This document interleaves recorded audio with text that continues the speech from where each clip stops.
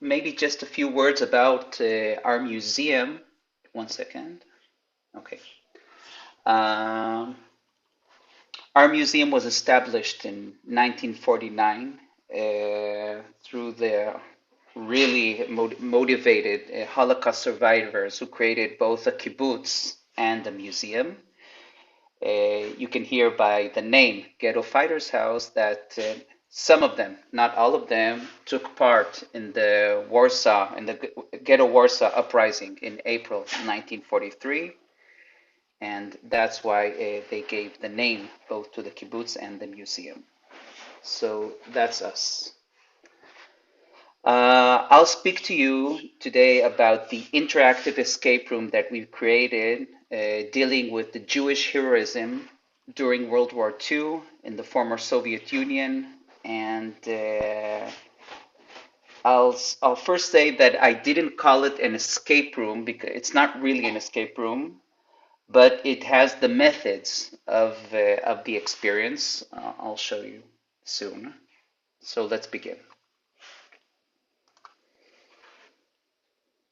So first of all, our motivation was we started this project last year, February, that this summer will mark the 80th year since Operation Barbarossa, the German invasion to the former Soviet Union, and of course the beginning of the final solution in the summer of 1941 of the Jewish Jewry in the former Soviet Union. So that was our motivation to create some sort of experience that will take our visitors coming to the museum to learn about that part, which is less known in Israel. I think that maybe because there are a lot of delegations of teenagers going to Poland every year, not this year.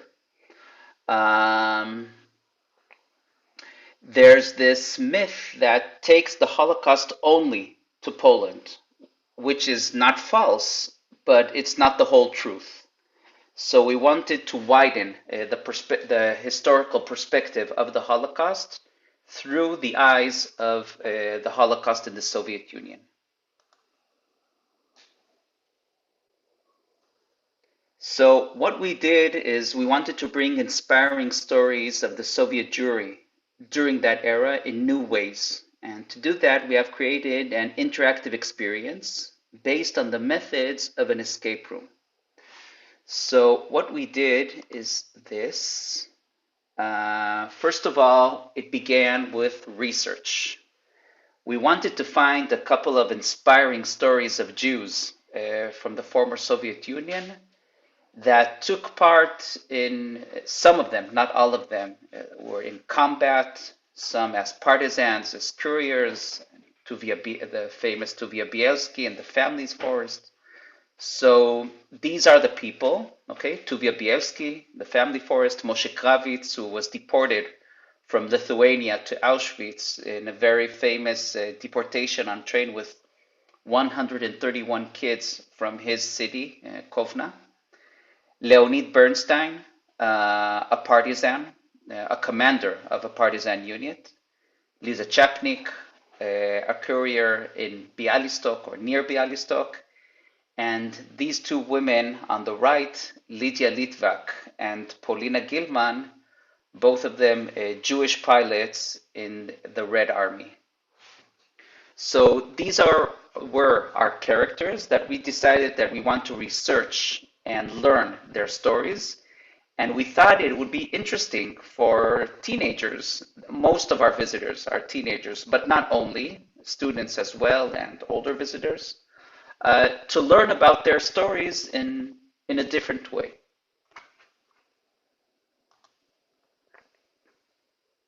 So how does it actually work? Um, okay, so what you can see here, first of all, I'll have to say that I told you before we created this, we finished the creation in February, and guess what happened in March? So we haven't had a lot of experience with this with this game. But the experience we did have during that time, it was, let's say, for 2 months, showed us that, first of all, that it was really interesting for them. And we felt like it was doing something unique in, in terms of the way they were learning about these characters. So over here on the left, you can see that there's a scenery behind them.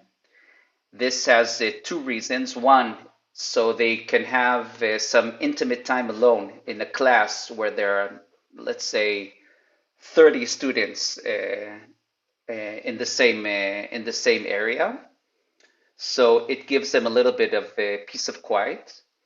And in each group, there's 5 to 6 students, and they have this suitcase. Inside the suitcase, they have these leather bags, and in each and every leather bag, there are clues, there are riddles, there is a game happening, and they see the games. It's half in the suitcase and in the leather bags, and half of them, as you see, there's a tablet. Inside the tablet, there's an application, and the application shows them in every part what the riddle is, what are the clues, what do they need to find out now inside one of the leather bags. And every time they are able to finish one of the riddles, they can open one of the locks on the bag and go ahead to the next experience or to the next riddle. And it takes something like, I'd say, an hour from the beginning to the end. Here we have another picture. You can see that the scenery here is a forest. So I know that's Leonid Bernstein because we wanted to give an atmosphere of partisans living in the forest. And every time they have one of the riddles or one of the clues, they need to work together as a group. They need to find the answers together, and it actually works pretty good. We can see them that during that hour, I wouldn't say that 100%, but probably more than 80% were on one hand really excited, even saying later words that they really had this special time. Some of them were shy to say that they had a good time, but some of them did say that in the feedback. And on the other hand, at the end, they were able to tell their peers about their character. Who were they? What have they learned about them? What were the key steps in their figure stories? And how is it inspirational for them to learn about that individual and to teach that to the rest of the group? It actually brings inside what we call today project-based learning. And both the feedback of the teachers and the students that were a part of this experience was really, really good. To the fact that we have decided during the last couple of weeks to create another portion of this method online, meaning that we're taking it's an experience right now. We're just starting that we took from the 5 suitcases, 2 of the characters.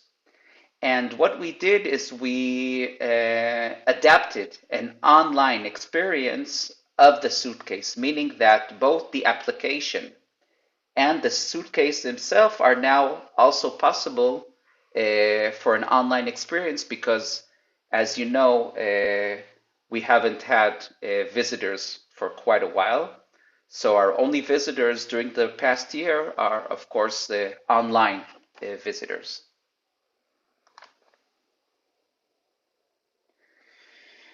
So I read what Victoria wrote to us towards this meeting today, a couple of the questions, and I tried just on a couple of them to bring some of our thoughts. So one is that, first of all, during the passing year, we needed to find and create new ways and innovative ways to interact with our visitors only online.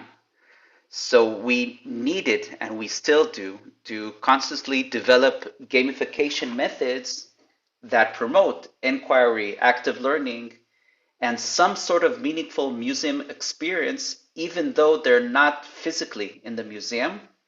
In that meaning, I'd like also to say that we've also created all of our exhibitions as virtual exhibitions, and on them we're creating uh, really exciting ways of challenging students inside those virtual exhibitions with other technologies, meaning that we're not only using one technology or one digital technology anymore. We need to create some new ways of technologies that they meet each other online to feel that we're challenging them. In terms of challenge, I think that when they're related to gamification, um, I think that I'm talking, when I say I'm talking about Holocaust educators. We need to distinguish between means and purpose, meaning that we need to ask ourselves, what is the mean of the game and what is the purpose of the game?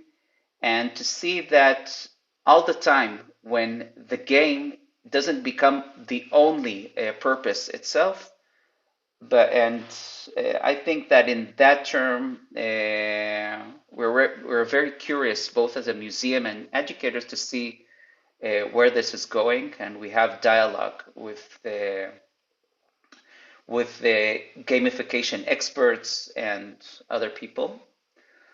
Um, maybe in terms of inappropriate, I think that we need to be aware of different types of simulation. I think we need to look at that very carefully. Um, and any kind of simulation, or not only simulation, that maybe can present some sort of false history or romanticized history or partial history.